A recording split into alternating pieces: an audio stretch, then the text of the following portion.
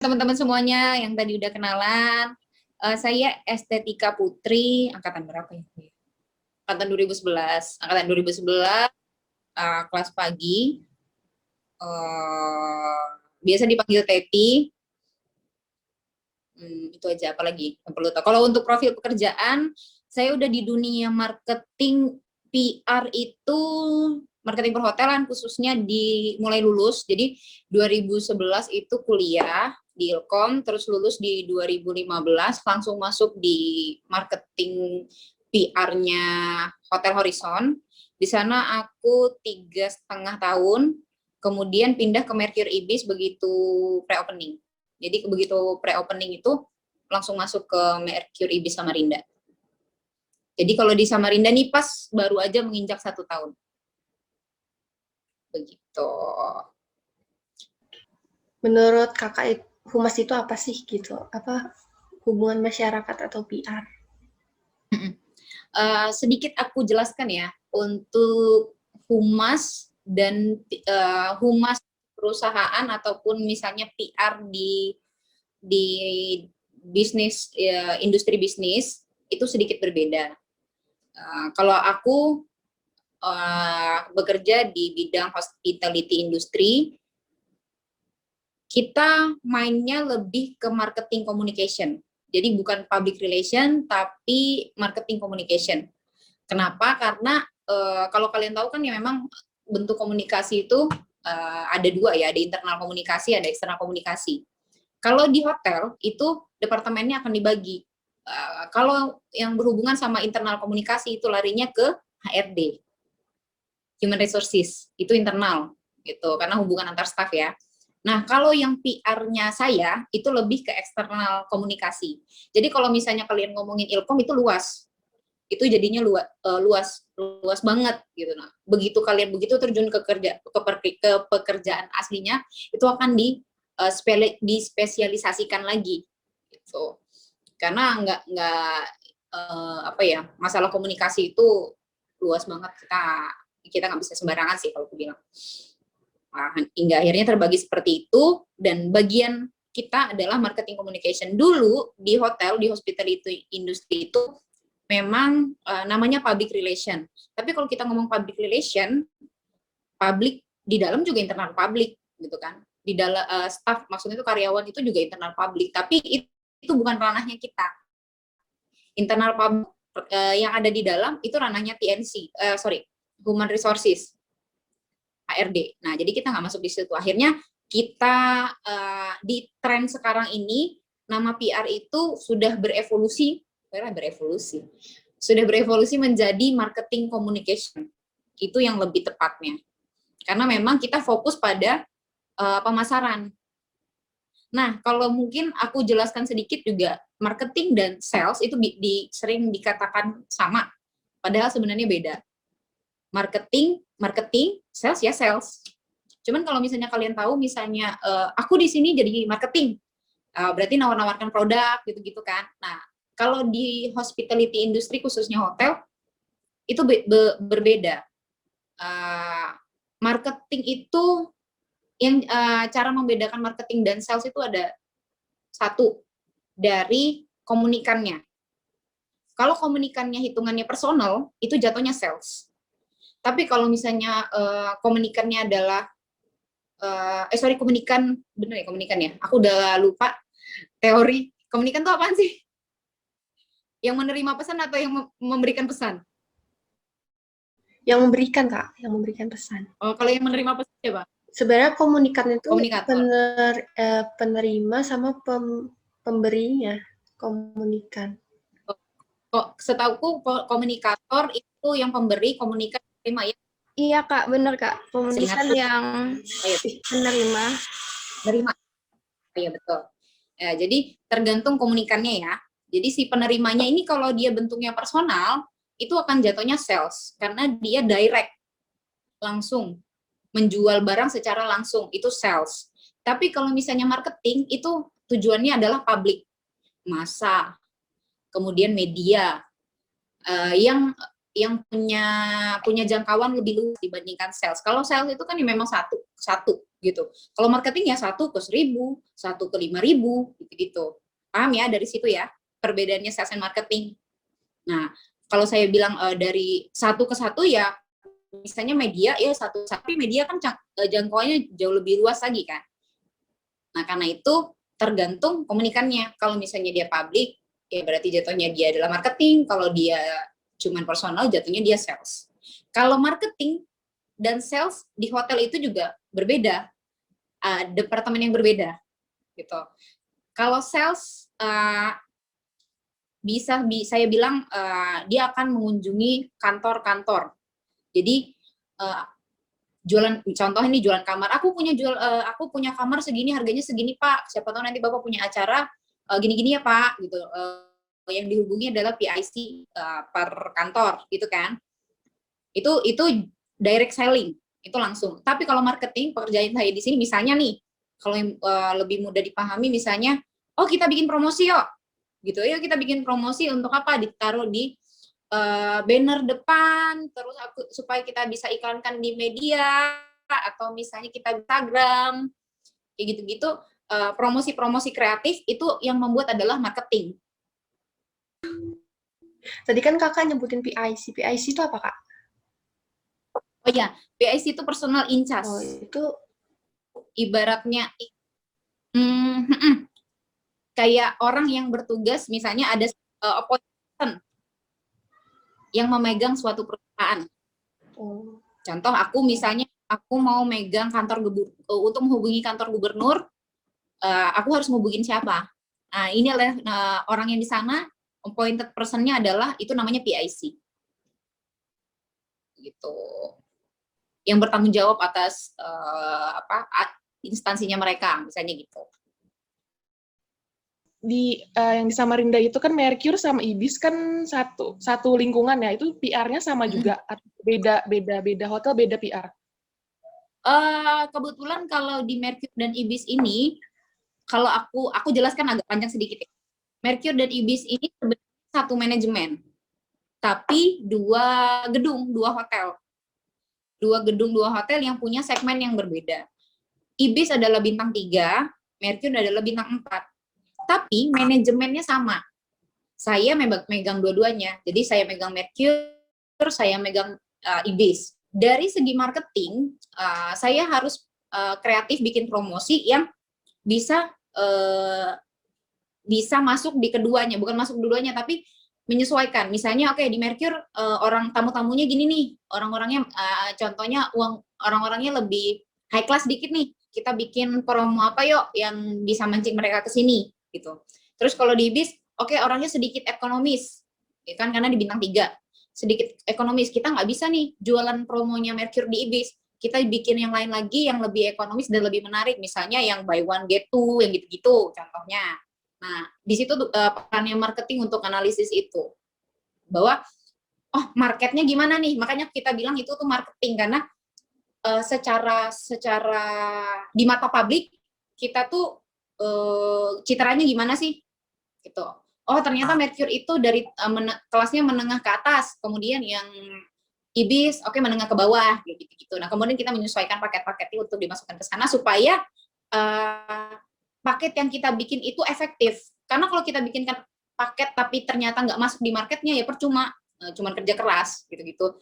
Disitulah kemampuannya si PR ini diperlukan. Untuk pertanyaan selanjutnya begini Kak, apa sih tantangan yang paling besar untuk PR di masa pandemi gini? Wah, banyak banget. Oke. Yang pertama sih, yang berasa banget adalah salah satu trik kita untuk memarketkan produk itu adalah dengan launching event ya, yang pasti kita membutuhkan orang banyak, karena percuma kita bikin event bagus-bagus terus orangnya nggak ada, orang yang kita tuju nggak ada yang hadir gitu kan, sedangkan kita lebih dari 30 aja udah dilarang sekarang. Akhirnya tidak ada event yang bisa kita create untuk memasarkan produk kita. Ada tapi ya lingkupnya kecil. Kecil kalau misalnya kita mau contoh ya, waktu pre-opening kemarin pas sebelum pandemi, pre-event itu event yang kita bikin untuk memperkenalkan Mercury dan Ibis Samarinda. Saya bikin event sepeda dan run itu yang bisa mengumpulkan 2.000 orang. 2.000 orang di depan hotel saya. Dan bahkan saya bisa mendapatkan keuntungan dari situ. Padahal hotel belum buka, tapi saya bisa mendapatkan keuntungan. Gitu ya. Kenapa? Yang pertama memang lagi zaman sepeda gitu. Itu adalah analisis yang saya dapatkan. Lagi orang itu lagi suka-sukanya sepeda, orang-orang Samarinda lagi tren. Kemudian orang juga cukup excited dengan keberadaan Mercury Ibis Samarinda yang gedungnya ini udah bertahun-tahun ada tapi belum buka. Kemudian orang pengen tahu ada apa sih di sini gitu kan. Itu yang kita manfaatkan supaya kita bisa, kita harus nangkap nih market-marketnya. Kita harus lihat dulu market di Samarinda ini seperti apa, mampu nggak jadi orangnya Mercury Ibis Samarinda, jadi tamu-tamunya Mercury Ibis Samarinda. Nah di situ kita nangkapnya. Terus di situ booming banget dan gimana ya, bisa saya bilang bahwa event itu berhasil untuk memasarkan Mercury Ibis Samarinda karena memang sampai banyak banget loh, 2.000 tuh bukan angka yang sedikit untuk kota Samarinda gitu kan. Bahkan bukan hanya Samarinda, itu banyak datang dari Balikpapan, Bontang sampai ke Kaltara sana, ada yang datang ke sini untuk ikut event itu. Setelah opening justru pandemi, akhirnya aku nggak bisa bikin event apa-apa. Itu yang bikin berat banget sih. Kalau mau buat create event juga kayak buang-buang tenaga, tapi publiknya nggak ada. Ya, dari pihak hotel kakak itu sama media. Apakah cuma dalam bentuk promosi saja atau misalnya ada track data COVID dari media tertentu yang bisa langsung masuk ke hotel gitu? Gimana track apa? Maksudnya kayak apa kakak itu juga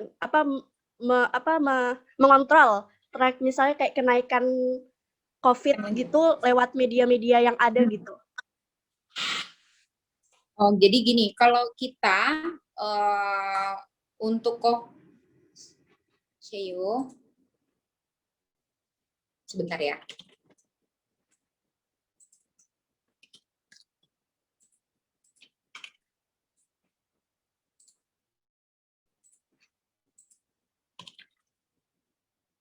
Ya, kalau untuk COVID sebenarnya sering cari tahu update COVID, tapi bukan untuk kita publish, karena memang kita tidak berkepentingan untuk mengupdate info COVID, karena yang berhak untuk menerbitkan itu adalah dari Dinkes ataupun Bapelkes.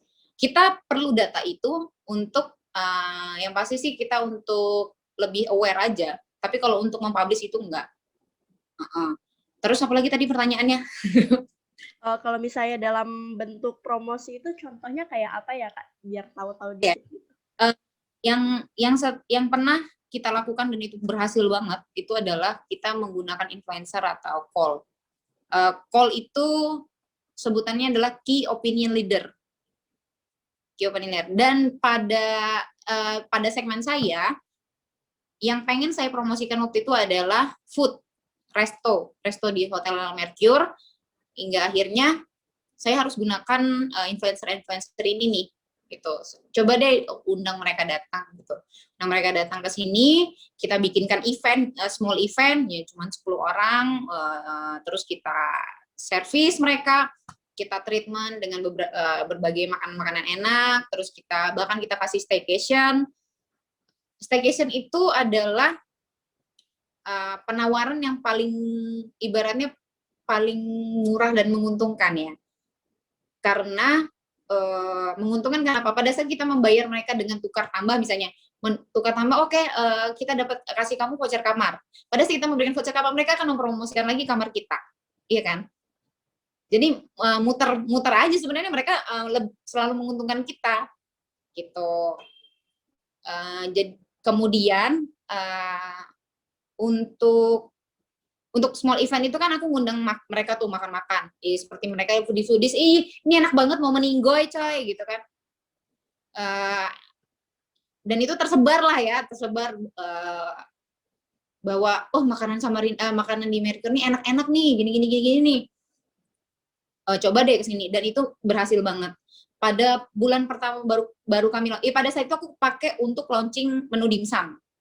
Menu dimsum sebelum ada event itu penjualan seharinya hanya 5 porsi, 10 porsi. Begitu setelah aku bikin small event itu, dalam satu hari aku bisa ngejual 100 porsi. Yang dalam sebulannya aku bisa ngasilin duit hanya berjualan dimsum itu sekitar 60 juta. Yang awalnya dalam sebulan cuma 3 juta, 5 juta. Begitu ada small event itu hanya bermodalkan menu-menu dimsum dan memberikan mereka kamar, aku bisa menghasilkan berkali-kali lipat bandingan itu. Itu yang sejauh ini paling efektif, dan itu direct banget aku rasakan. Persis 1 hari setelah aku bikin event. Jadi memang grafiknya jauh banget. Ya aku bisa bilang bahwa memang itu yang paling efektif sekarang.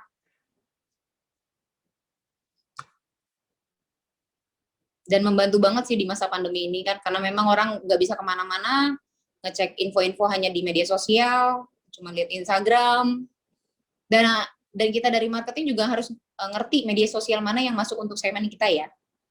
Contoh nih, kalau hospitality kan, hospitality itu orang-orangnya menengah ke atas gitu.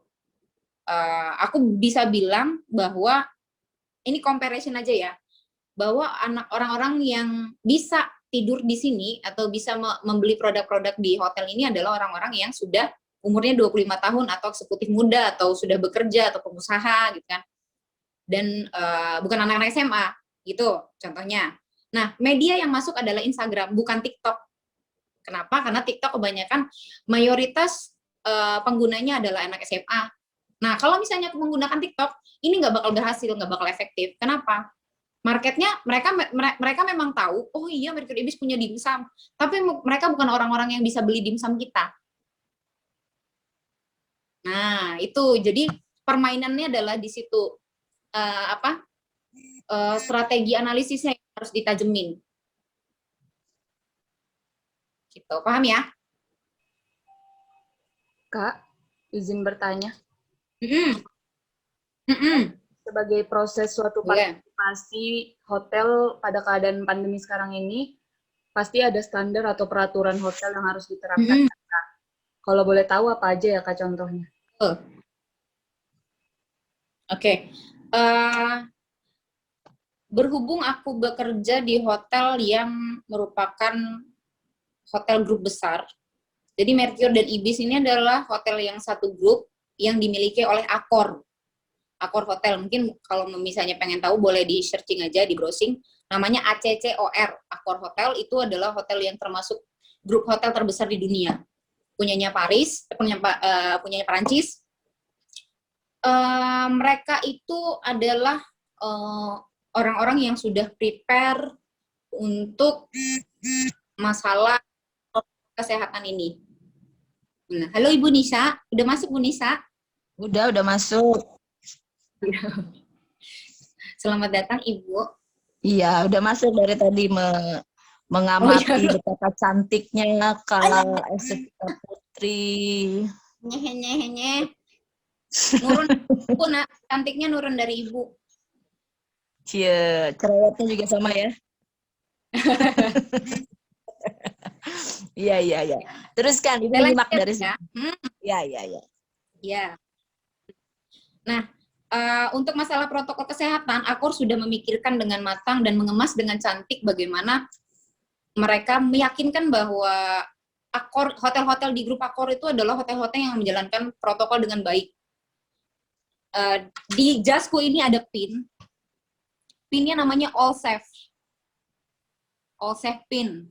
All Safe Pin ini akan diberikan kepada hotel-hotel yang sudah tersertifikasi protokol kesehatannya. Jadi Accor memberikan beberapa list audit yang dikirimkan kepada kita untuk kita jalankan. Misalnya list audit, oke, hand sanitizer harus ada berada di sini, gitu-gitu kan. Kemudian itu kita laksanakan. Saat semuanya sudah terpenuhi, kita sudah tercertified all safe. Sebenarnya kalau misalnya tanpa PIN ini bisa aja kan, Accor udah tercertified kok, semua orang juga udah tahu kalau misalnya Accor itu hotel-hotelnya udah pakai protokol kesehatan kok. Tapi sebenarnya itu adalah gimmick. Apa supaya ada brand yang dilihat sama orang. Oh itu ada PIN-nya, oh berarti ini udah oke nih gitu. Untuk mengkomunikasikan ke orang-orang yang mungkin kurang paham mengenai Accor, mengenai hotel, bahwa semua orang yang pakai ini tuh artinya udah certified protokol kesehatannya. Ini seolah-olah menjadi komitmen bagi hotel-hotel Accor bahwa nih dengan menggunakan ini yakinlah bahwa nginap di sini tuh udah aman, protokol semua udah jalankan. Ini gimmick sebenarnya, ya kan? Padahal sebenarnya kalau tanpa ini pun protokol tetap menjalankan. Hanya saja orang-orang nggak bakal tahu. Paham nggak ya? Paham Kak, paham. Selama masa pandemi ini, apakah hasil dari upaya yang kita lakukan sebagai seorang PR itu telah mencapai target? Diulang nggak? Putus-putus.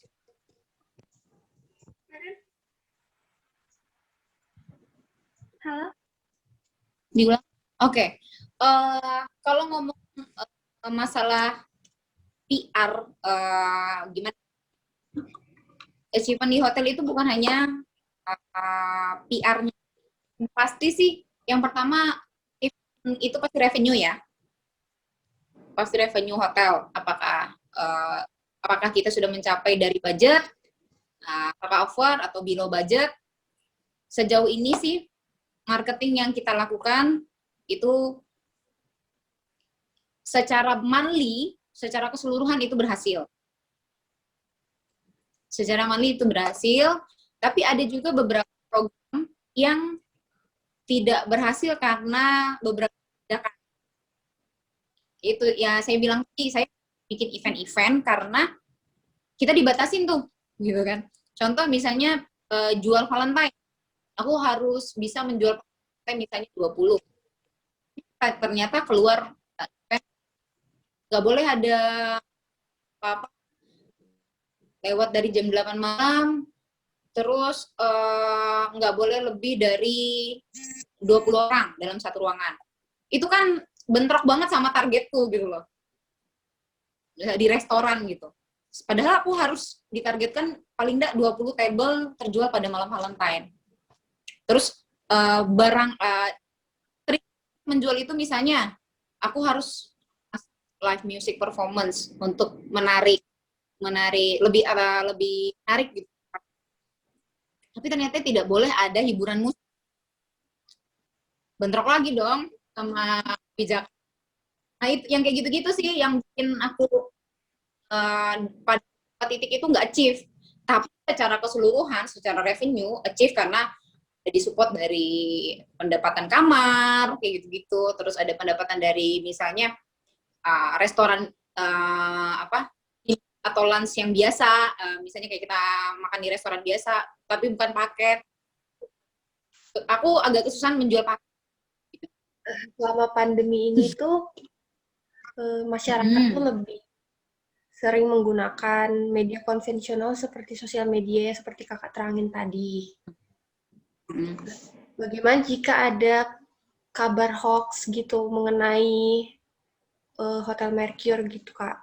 Apakah kakaknya bekerja sama dengan media atau caranya gitu loh Kak buat menghilangkan berita hoax itu atau membangun citra positif gitu loh kembali? Oke, kita lihat dulu tipikal beritanya, kan? Apakah dia benar-benar memberikan dampak yang negatif atau enggak? Banyak sih ada beberapa berita-berita, tapi ternyata dampaknya juga biasa-biasa aja.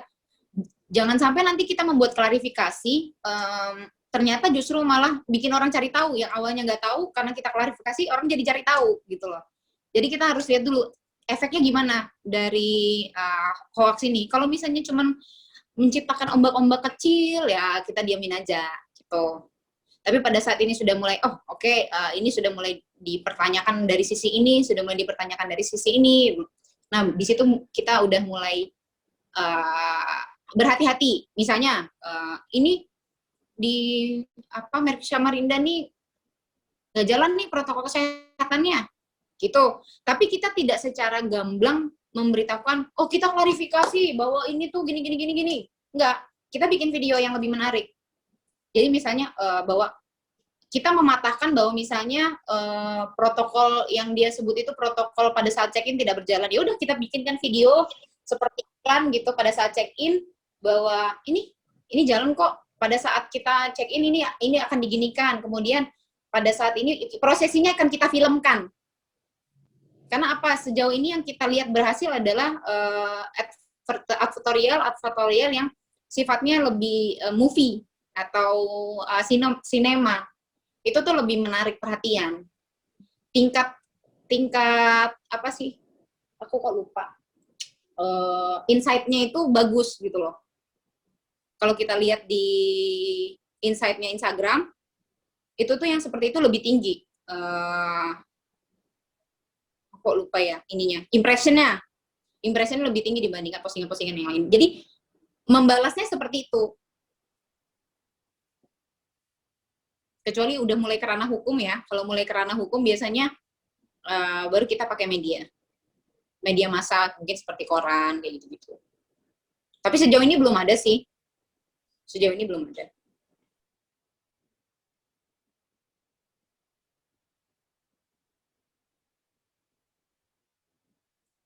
Kalau aku sedikit ngejelasin tentang kerjaan marketing di hotel, yang menjadi bagian-bagian pekerjaanku, contohnya juga signage penunjuk jalan tuh, itu adalah bagian pekerjaanku, misalnya penunjuk arah, karena segala alat komunikasi yang ada di hotel adalah tanggung jawab.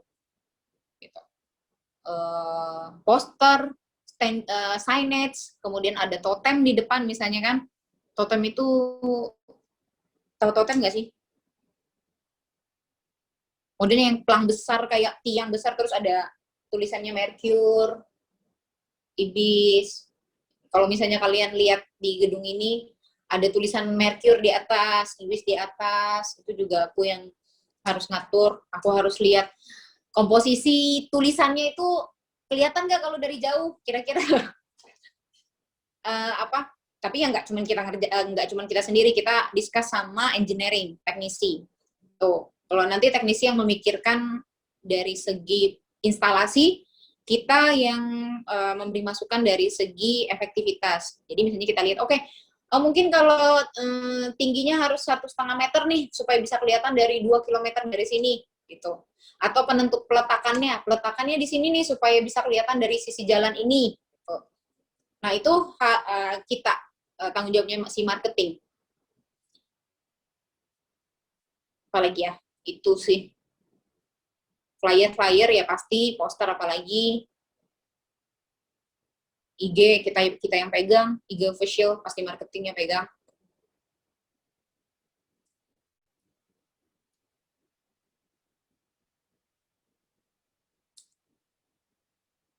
Terus kalau misalnya kalian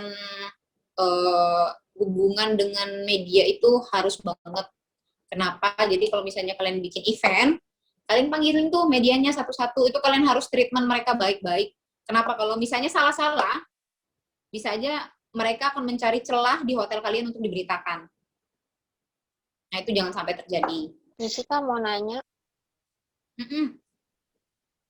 Sebagai seorang PR marketing gitu, Kak, apa aja sih yang Kakak terapkan dalam membangun koneksi dengan pihak-pihak eksternal gitu, Kak? Apa yang Kakak terapkan? Oke. Yang paling mudah itu kita visiting. Pada saat kita baru menjadi PR adalah kita mengunjungi media-media tersebut. Perkenalkan dirimu. Saya Teti dari Hotel Mercure. Ini kartu namanya. Kalau misalnya memang ada perlu apa-apa, bisa kontak saya kayak gitu. Itu satu-satu tuh. Pokoknya waktu awal-awal hotel dibuka, aku keliling kemana-mana. Kemudian pada saat event juga aku undang mereka. ayo kita tidak usah mengharapkan akan diberitakan, tapi biasanya kalau misalnya kita men-treat mereka dengan bagus, mereka akan memberitakan gitu loh. Jadi misalnya ayo aku ada acara opening, datang ya. Aku ada acara ini, datang ya. Kita undang. Ya, habis itu setelah itu mereka beritakan keuntungan, sebuah keuntungan juga kan buat kita. Nah, intinya sih treatment. Kalau aku, treatmentnya ya bisa kita entertain sih bahasanya ya. Entertain misalnya kita bawa ke restoran, kita makan. Nah, makan lagi tuh marketing tuh. Sama tamunya, makan lagi, enak kan? Makan misalnya, apalagi ya kita sambut dengan baik, kita berikan tempat untuk ngobrol-ngobrol, bersantai, kayak gitu-gitu, itu udah bagus banget sih. Kita menyediakan waktu untuk mereka. Kalau media, mungkin kalian akan mikir akan sebegitu formalnya. Enggak. Mereka kalau dianggap teman, udahlah gampang urusan. Anggap mereka teman kayak teman satu geng gitu deh. Anggap teman satu pedokan. Ayo, bosku di mana gitu kan. Kalau misalnya, kalau aku sih ya, itu pribadiku. Kalau misalnya teman-teman yang lain kadang kan agak jaim-jaim gitu kan. Iya mas, apa kabar? Kayak gitu. Kalau aku nggak, bosku di mana bosku? Gitu-gitulah. Itu kan caranya beda-beda. Kalau yang saya lakukan untuk lebih akrab sama teman-teman tuh kayak gitu. Atau misalnya aku punya promosi baru, misalnya aku punya promo kue nih, kadang aku bawain ke mereka gitu. Bawain promo mereka. Ini lah cobain dulu nah, kueku gimana? Rasain dulu enak nggak? Gini. Udah. Gitu-gitu aja sih.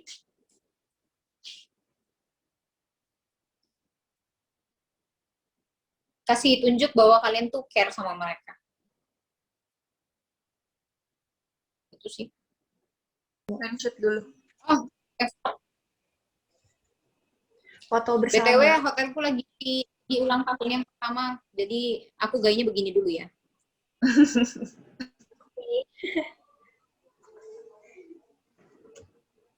Oke, satu. Ersya belum.